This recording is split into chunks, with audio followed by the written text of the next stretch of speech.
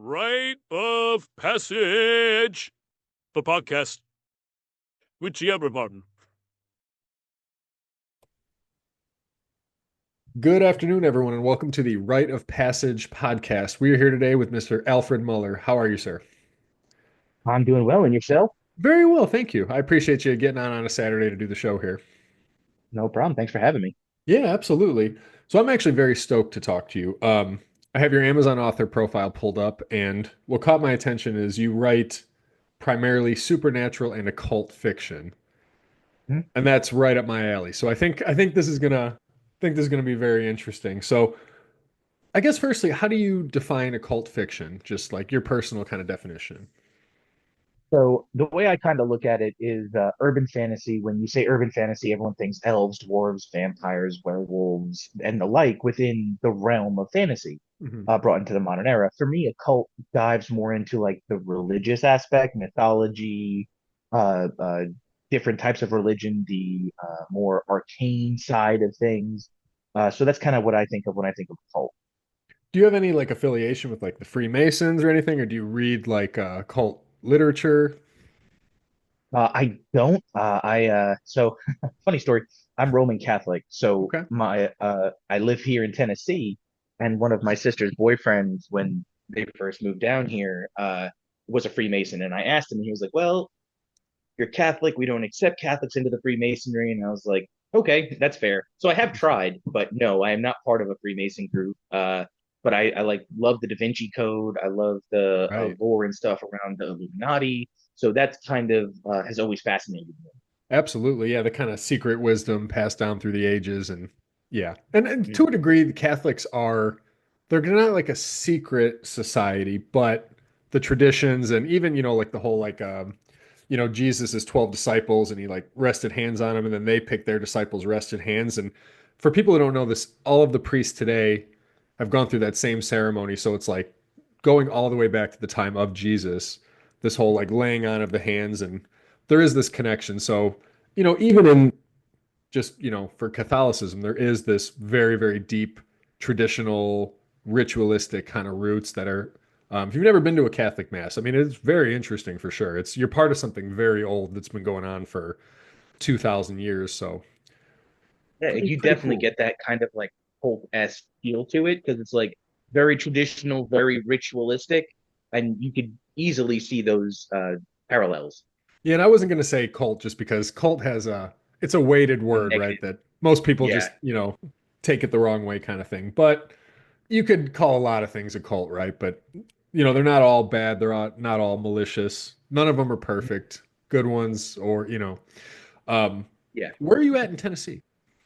I am halfway between Knoxville and Chattanooga, about 2 hours away from Nashville. No kidding. I am in Murfreesboro, so I might know Okay. what town you're in. Is it, if I had to It's guess near here? Dunlap, Crossville. Okay, I do know Crossville. Yeah, so I'm a Very little cool. town between Dunlap and Crossville called Pikeville. Okay, very good.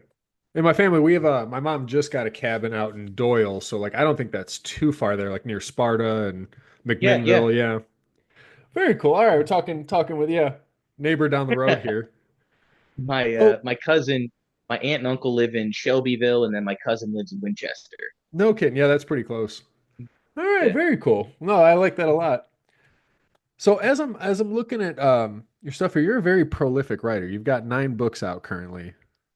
Yeah, I have three of them are full-length novels, and then Okay. I have four short stories, Okay. and I have another young adult Very good. I kind of do the same thing. I have a couple full size, and then I've got like novelettes, novellas, short stories. Just you get novel. inspired, write something like, "Well, let's put it out there and make it a standalone thing here." Do you Absolutely. have a favorite among your books? And we'll kind of dive into that one. Ooh. I know that's tough, right? So You worked hard on all of them, but hey, pick one of them that is your absolute favorite. I've actually thought a lot about this question, Yeah. as weird as that is, because you ask many authors and they're like, oh, I can't choose. They're all my favorite. But like Right. the main series I have, the Water Crystal series, is near and dear to my heart. It's an idea I've been thinking of since I was a child. So being able to create that world and write that story has been awesome. But that may be my favorite story, but the world that I've created is actually Reaper Society. Okay. That's one of my favorite worlds that I have. It's one of the short stories, and it's actually the book I worked on for NaNoWriMo. Uh, Wow. but it's necromancers versus Grim Reapers, and instead of one Grim Reaper or a supernatural being, it is still supernatural, but it's a group of people who take up the mantle of Grim Reaper and actually harvest souls while facing off with the necromancers who are trying to raise them from the dead. Wow. That sounds very compelling. And you put this all in a short story. Yes, yes. It was like you said, you get inspired, and I just kind Yeah. of had an idea. So the story is shorter, but I do have a full length novel that I just finished for NaNoWriMo. Nice. Okay, that one that's coming out soon. Uh, Soonish. Relatively, maybe Relative. next year. I want to Okay. work on book four first in the Water Crystal series, but the Interesting. story itself is done. I just have to edit it and flesh out a few parts. Do you have like a network or anything, or like you're doing everything? Like, hey, I'm editor, I'm proofreader. Everything. Yeah. I have I've tried like I have a decent network of author friends, but Right. we're all indie authors. We're all super busy. So it's kind of hard to be like, hey, listen, in a timely manner, can you get back to me on this? So I do have some friends who will read over my stuff, but the time frame in which I get information back is kind of wishy-washy. Yeah, and especially like if it's kind of a favor or something versus like, because I know like there are many services, but as an indie author, there is a million ways to spend money, and not all of them are good uses. Some of them are very good uses, but a lot of them are not. Then it adds up very quick. Yeah. Hey, so the Water Crystal Mhm. series, can you tell me about the seed idea? Because I mean, obviously, it looks like currently you've got three, and now you're working on, yeah, you said you're working on the fourth? Yes, so I have the fourth one's, I'd say it's about 35 to 40% finished. Okay. Uh, but I just finished the third one earlier this year, edited it and everything. So that's all put together now. It's not officially out, Hmm. but it's done, and now I can work on four. But Nice. originally, like I said, Roman Catholic, so I would go to church with my family, Right. not every Sunday, but like holidays and stuff. And when I would go, I always wanted more than what was taught in church. I wanted Mm. the nitty gritty, the more fantasy side of religion. Without I wanted more of the war, the fighting, the angels versus demons aspect of things. The very Uh, inspiring, like literary, like wow, like visual, all this kind of stuff. Yeah. yes. And as I got older, Dante's Inferno, Paradise Lost really captured my attention because Nice. it did what I wanted. I wanted that type of story. But until I was introduced to those works, I would play in the backyard with my siblings, and I would be the main character from my story. And we would fight, and we would fight with demons and all that cool stuff. Yeah. So that was where like the seed idea came from, and then it Okay. developed into what I have now. Very good. So it's a kind of supernatural world, like angels Mhm. versus demons kind of thing. And then what is the actual water crystal, though? So it is the magical item within my world. Mhm. Um, I uh, I was a huge Power Ranger fan when I was a kid, Yeah, me too, so I man. love the idea of morphing and transforming. Right. So when I was creating the idea for the Water Crystal series, I was like, I need some type of quote unquote morphing device.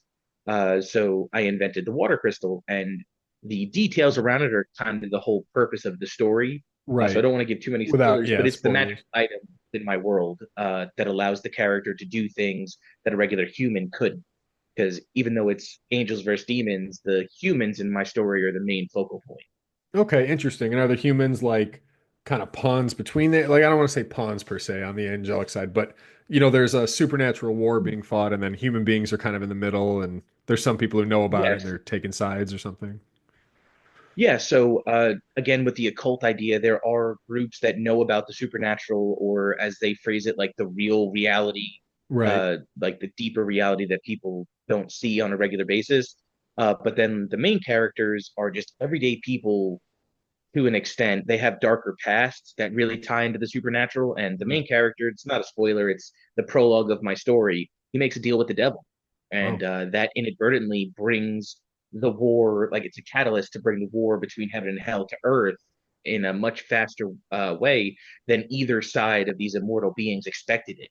So it kind So of now he's opens. kind of stuck in the middle, and he's got to figure out what he could do in this. Damn. So he kind of opens a portal that, like, okay, now this battleground is taking place right here on Earth because I opened the door to it. Yep, Damn. And I imagine whoever has the water crystal, it's like kind of like the one ring that rules them all. Like it, gives them some significant advantage to win this war kind of thing. yes, That sounds, I don't know, that's very compelling to me. I'm into that. And, I'm very into the supernatural. And, I mean, I consider myself fairly scientific, but the truth is, like, I love to dream. I love to imagine. I love to look out at the world and feel like there's more, right? So, like, I love good, like, ghost stories, exorcism stories, Mothman, Bigfoot. I love all of it. I eat it up because I'm like, I know that there's so much more than what we can see. And I like want to be part of it. I want to witness it. I want to talk about it. And like, so I'm all about that. So I think we're kindred spirits in that way, sir. absolutely. Those kinds of things are what fascinates me, and I'm similar. I approach things from a very scientific mindset, or at least logical mindset, Right. where give me something and I want to dive in. I want to almost be able to feel it, touch it, smell it, be like, okay, what is this that you're Hmm. presenting to me, with like Bigfoot and stuff? Like, oh, there's this evidence here, or this photo, and now newer information coming out, whether that photo was faked or the video was fake, those kinds of things. And I'm like, I love still that whimsy or that the fantastical aspect of it, where you still want to believe, but you present me with this stuff, and I'm like, all right, that kind of makes sense. All right, that kind of makes sense, and that's where the creative side comes in. And I'm like, Right. I could tell a story about that and go off on my own thing, however I want. Right. And the story can, whether it's fiction or not, I mean, it can still have something to offer that is deeply real, even if the world itself is imaginary. Like the way the characters behave, the problems they get into, how they solve them, the good and evil, right? I mean, maybe it takes place on like a stage that's angels and demons, but it's also, obviously metaphorically something that takes place within every person. Yeah, Yeah, and I do think that's why fiction writing matters. But when it comes to the supernatural, I will just say really quick, one of these things that fascinates me that I can't get past is like every ancient culture has a story about a great flood. Every mhm, ancient culture has a story about giants. Every ancient culture has a word for mermaids. And then like, but in the modern world, I mean, we have like no evidence for any of it, but every single culture just and the question is like, okay, either there was something fundamentally real about all of these things, or every culture on earth came from some older culture and the stories persisted as people went all over the world, and now we think we're all these different people in different cultures, but there was a common thread that is much older than we think. Or the world is just very complicated. But that one always trips me up. So like I just like I love good fiction stories about the supernatural because like I don't, there was a saying that, like, let's say everything magic is just undiscovered science. And I mhm. think the Egyptians, they had a word, it was just magic science, is how it translated. And, they didn't distinguish between magic and science. Because, I mean, all science is magical, right? And, anything that's magic is just science we don't yet understand kind of thing. And that's a tangent of I mine, but I I have love that stuff, man. Hey, no, absolutely. I kind of play with that in my story Nice. because it's follows the main character Anthony Luther, but the female main character who gets I'd say a third to almost half of the screen time is Desiree Lillet, and she's an atheist. So I Mm, have a lot of fun playing with how would somebody who does not believe in a supernatural being interact with them? How would they see the world when faced with this type of quote unquote evidence? So I had a right. very fun time writing it in a scientific way. Like, how would you explain that? How would you come to grips with that? So again, same idea where magic science. It's the same. You're describing the same thing from different lenses, Right. and that's one of my favorite topics to do. Just because you could look at it from different ways and be like, all right, well, the Egyptians, how did they build these pyramids? Scientifically, we're having a hard time explaining it, We have but no idea. magically, you could go this way, or you bring in aliens and things like that. So there's so many ways to Right. view these ideas, and that is where I my fascination lies. I actually love the idea of having like one of the main characters be an atheist. And I think that can connect with a lot of people like with where they're at, right? Like you don't have to be religious to get something out of this book because, hypothetically let's play with the idea that like if it was you and I witnessing this, You know what I mean? Or like someone who didn't grow up with church or faith, you're like, how do you interpret what it is you're seeing here? And I also, Mhm. to add to that, I've always wanted to write a story like this, but there's a type of story where it's about almost like supernatural characters or extraordinary people, but it's told from the perspective of like a more relatable average person. And like, let's say Sherlock Holmes would be the best example, but even like Fight Club, right? You're like, okay, Tyler Durden is this like extraordinary character, but it's told from, the perspective of, I don't even know if we figure out Edward Norton's name like in the movie. I don't know what they call him, but he's Okay. Tyler Durden all along, but Yeah. he's Jack's wounded stomach or something. Yeah. No, but I love that A great idea. So, example. like, does your let's say atheistic or agnostic character, do they like, obviously eventually come around, or like at some point you're like, okay, like I have to reinvent what I believe about the world and what's going on? So I don't want to give too much away, but there Of course, does end up being a, for lack of a better word, a come to Jesus moment. right? You're like, whoa, Uh, this epiphany, like, holy hell, like it's all real. but there's almost a dichotomy between the characters. There's Hmm. things that occur cause them to view the world differently, and it's gonna happen in book 4. So I'm hoping that I'm able to write it in a way that has such the emotional impact these characters will feel Hmm. as they're getting to that.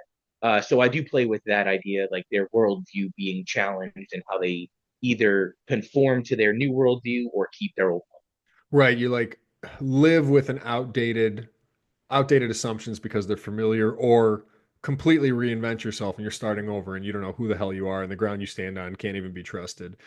And that's a one. big thing. I mean, people, we lean on our beliefs in a big way and we do not like to be challenged on them because it is tied to our identity. I think all of us have a map of the world, and like if the map gets challenged, we like don't know what we can trust. That's very hard for us. It's very hard for us to reinvent that.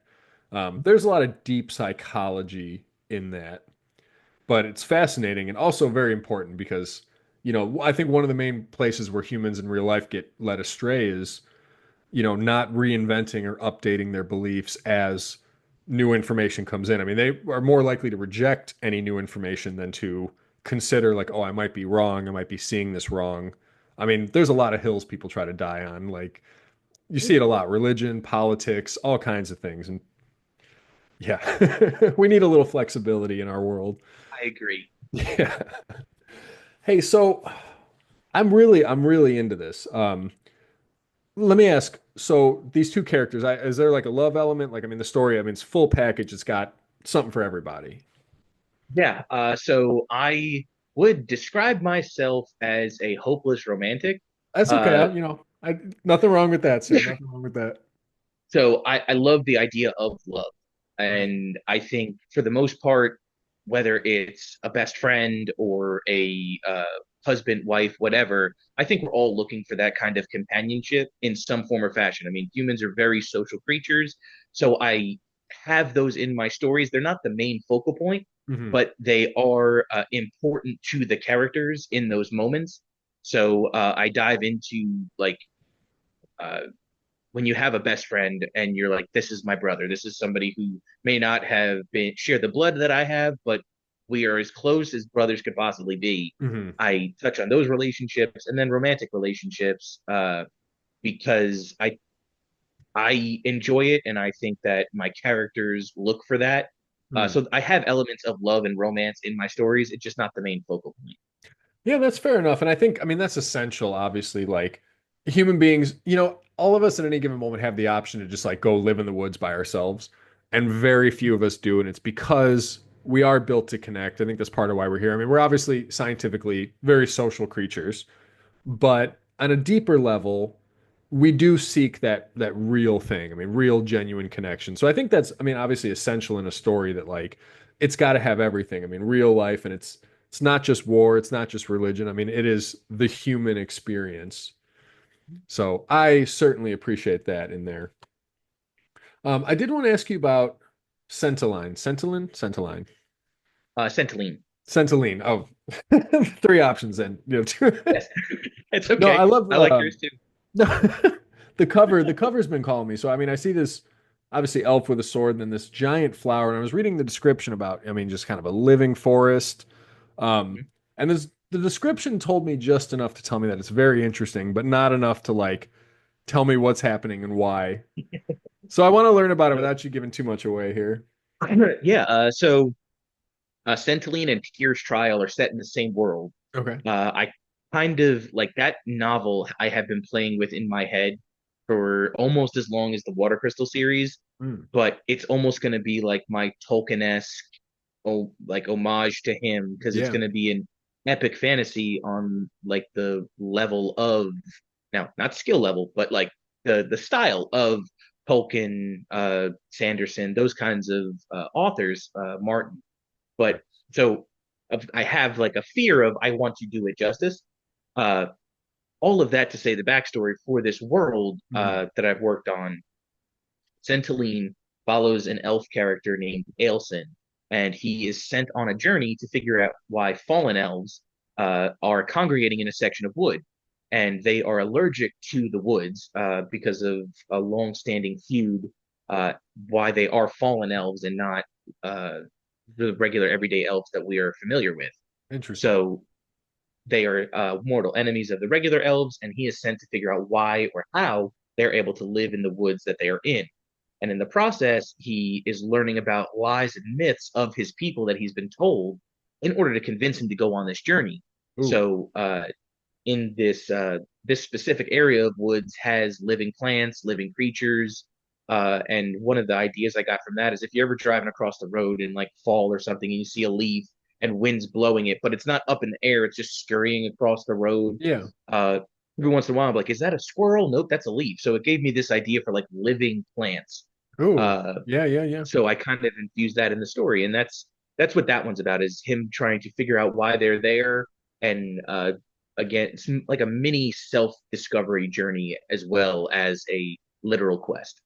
I love that. And it occurs to me that there's a lot of stories not like that, but like the theme at least that your culture tells you a certain thing, like your mythology, your stories all says a thing, and then the main character discovers that like that's not really the story.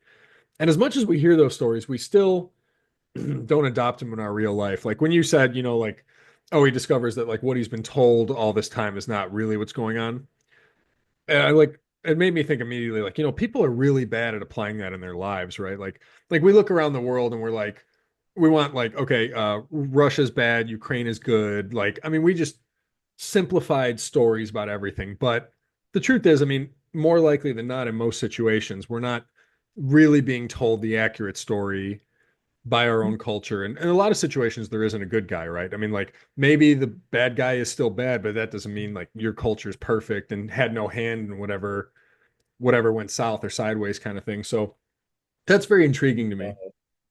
With our main focus of supernatural, like Hmm. even if you look at modern media with Lucifer, the Mm. way that the show Lucifer created him, even the show Supernatural, how they have taken the character of Lucifer and made him more likable in some cases. Yeah. In the case of the show Supernatural, he's still evil, but he's got depth to him. And that's something that's always fascinated me, adding more elements like that. Because otherwise, and so I've never seen the movie just because I had heard so many bad things about it, but like Apocalypse, X-Men Apocalypse. Mm. A lot of people that I talked to had no care for Apocalypse because he had no human characteristic. You couldn't relate to him, you couldn't feel for him. Whereas Yeah. with Thanos, you have a very human-esque motivation, a very relatable individual, even though he goes about things in a horrible way.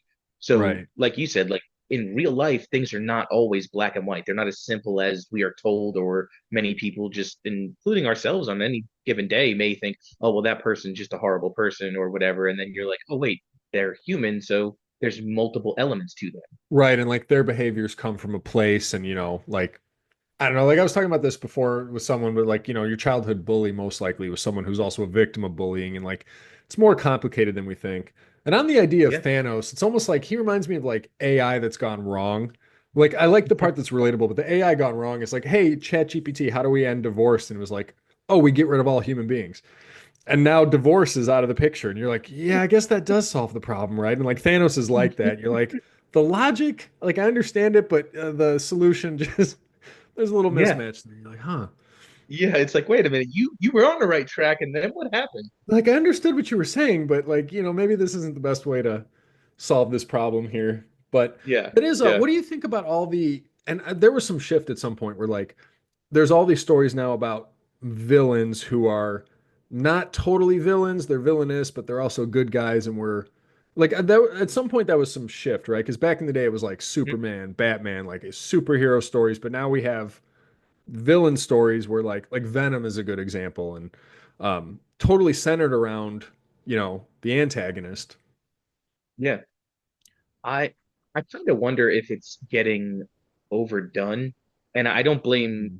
authors. I don't blame authors for this. I blame Hollywood a lot because you Yeah, take that idea and just flood the market with it. like if it Uh, worked last year, like let's try it again this year. And yeah, and I do think that there are some great stories told from the villain's point of view. Mhm. I think that is still a fun area to read, mainly because you get like the hero is always for like tradition is always the main character you follow. So getting a character that's the opposite and following that character is interesting. I do think that sometimes it falters. I think the lines get blurred when you're trying to write from a villain point of view, Right. or even like a anti-hero. Like Mhm. you don't want to go too far in the villain side because then the reader may not like that character Right. I anymore. don't want them to succeed or win or prevail.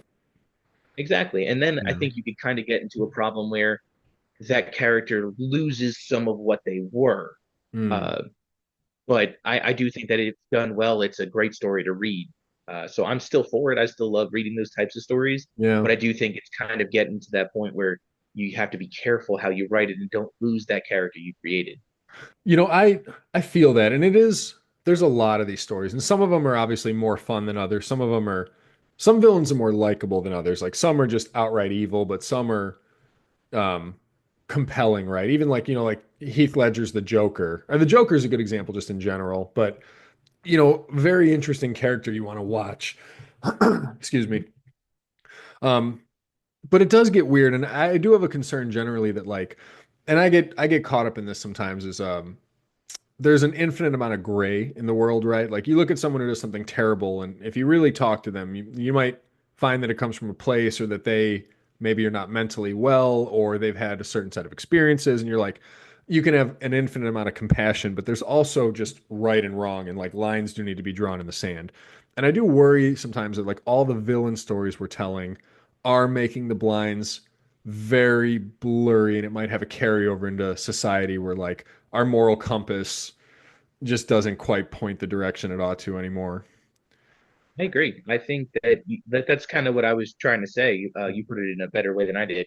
No, But it's you do tend to be like, oh, well, that person isn't really evil, but no, like you forgot everything else that was said just because they have that one redeeming quality to make them human.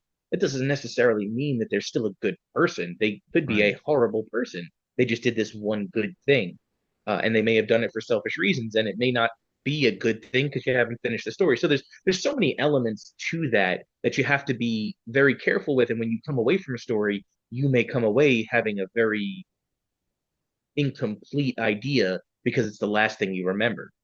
Right. And it's also, I mean, guess what's emphasized, right? Like an evil character might do something terrible and we don't dwell on it. And then they do something good and we dwell on that. And you don't see the repercussions of the bad things they did. Like, they happened, but we don't explore it enough. And then we explore the good too much.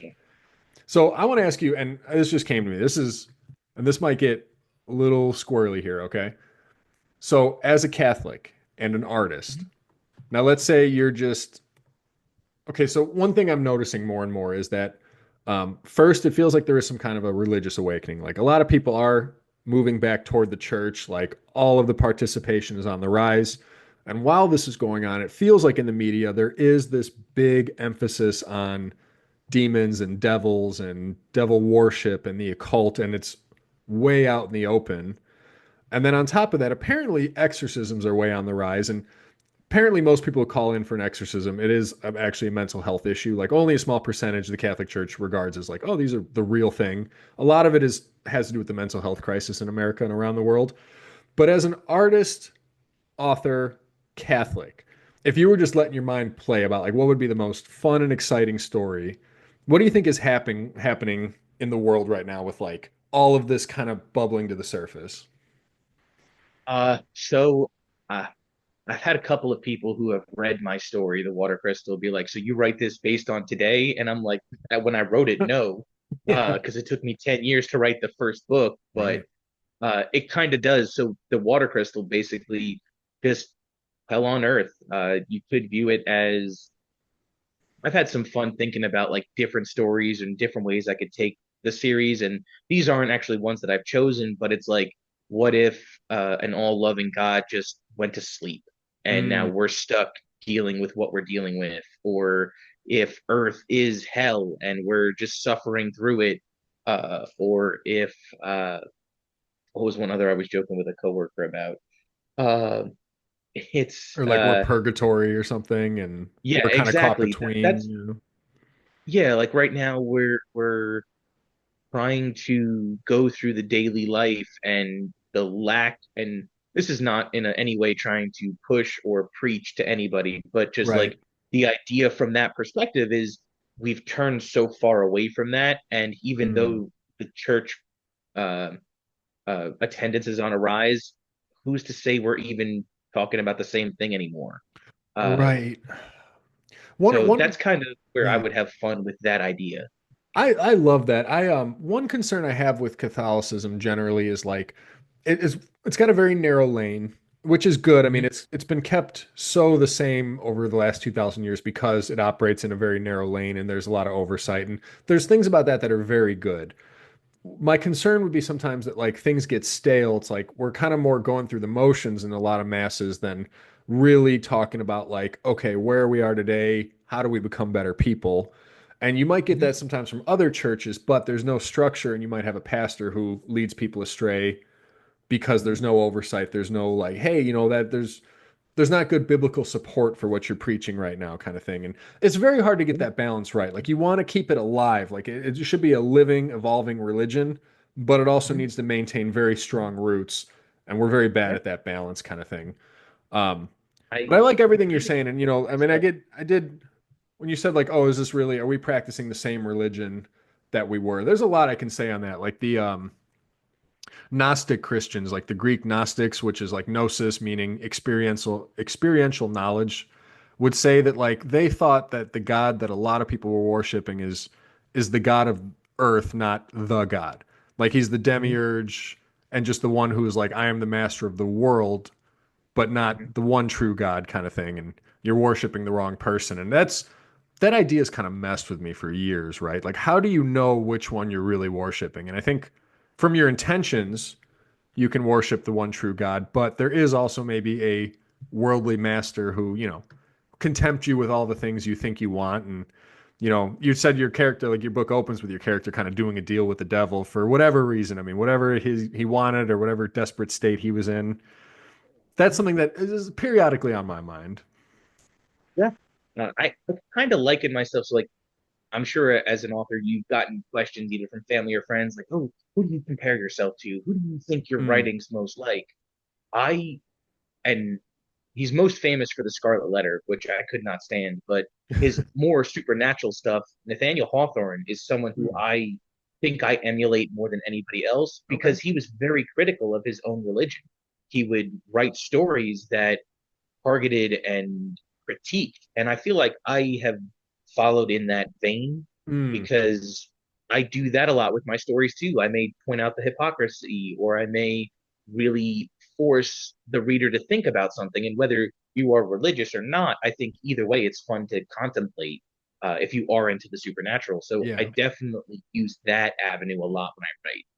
I think that's a very powerful message, right? Like, for example, like if you're in a good marriage, your wife will be very critical of you, but it'll be from a place of love that ultimately refines you into a better person than you would have been had you not been married.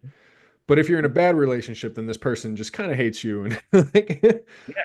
but like when we're talking about like, let's say criticizing Catholicism, the Mhm. criticisms may look the same way sometimes, but where they're coming from makes a big difference, I think, right? Like I'm coming from the inside that like I love this thing, I think it's powerful, it's meaningful, but we need to keep it alive and it needs to evolve and it needs to be refined and we need to call out the wrong things to make it better versus to say like this thing is terrible, it's worthless, it's done more harm than good.